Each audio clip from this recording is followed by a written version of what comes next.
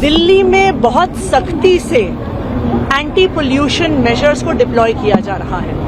अगर यूपी सरकार, केंद्र सरकार सब मिलकर साथ आएंगे तभी दिल्ली में इस प्रदूषण की समस्या का समाधान हो सकता है।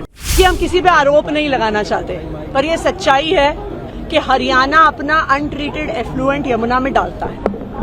हम किसी पे आरोप नहीं लगाना चाहते, लेकिन यह सच्चाई है कि यूपी अपना अनट्रीटेड एफ्लुएंट इस समय यमुना में डालता है।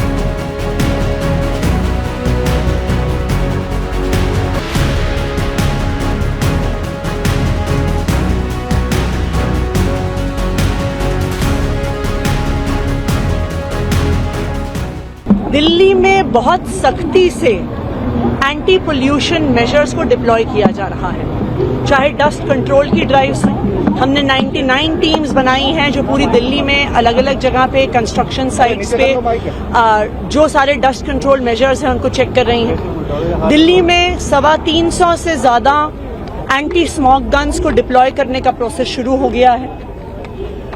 दिल्ली में आज के दिन में चाहे पीडब्ल्यूडी हो, चाहे एमसीडी हो, अपने सारे रिसोर्सेज लगाकर दिल्ली में प्रदूषण रोकने का काम चल रहा है। लेकिन आनंद विहार एक ऐसा इलाका है जहां पर, क्योंकि ये दिल्ली और यूपी के बॉर्डर पर है, यहां पर दिल्ली के बाहर से भी बहुत सारी बसेज आती हैं।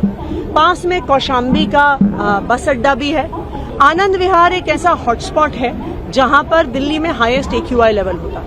इसीलिए आज यहाँ पे दिल्ली के पर्यावरण मंत्री गोपाल राय जी और मैं यहाँ पे व्यक्तिगत तौर पे खुद आए हैं आनंद विहार में जो सारे पोल्यूशन कंट्रोल मेजर्स हैं उनका जायजा लेने के लिए। कई कदम यहाँ पे लोकली उठाए गए हैं। यहाँ पे जैसा आप देख सकते हैं कॉन्स्टेंटली एंटी स्मॉग गन्स चल रही हैं। जो यहाँ के सारे सर्विसेज हैं उनको गीला रखा जा रहा है, सड़कों को गीला रखा जा रहा है कि किसी भी प्रकार की डस्ट ना हो। आनंद विहार के पास जो सड़कें, चाहे वो किसी एजेंसी की हो, चाहे वो एमसीडी की हो, चाहे वो पीडब्ल्यूडी की हो, चाहे एनसीआरटीसी उन्हें कंट्रोल कर रहा है, चाहे जीटीआईडीसी उनको देख रहा है, सारी सड़कों का रिपेयर करवाया गया है कि किसी भी प्रकार की सड़क टूटी हुई ना हो, क्योंकि अगर सड़क टूटी हुई होगी तो हर प्रकार का डस्ट होगा।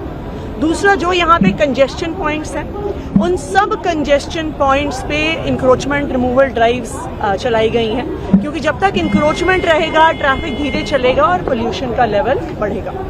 हम यूपी सरकार से भी बातचीत करेंगे क्योंकि पास में कौशाम्बी का बस स्टेशन है। दिल्ली में तो अब ज्यादातर CNG बसेस चलती हैं। दिल्ली में अब इलेक्ट्रिक बसेस काफी बड़ी संख्या में आ गई हैं, लेकिन पास में ही सड़क पार करते ही कौशाम्बी का बस स्टेशन है जहां पे ज्यादातर डीजल की बसेस चल रही हैं। तो अभी हम उत्तर प्रदेश की सरकार को भी रीच आउट करेंगे कि वहां पर भी अगर पोल्यूशन कंट्रोल मेजर स्ट्रांगली लगाए जाए तो उसका दिल्ली पे भी असर पड़ेगा। मैम, क्या-क्या कारक मानते हैं आप?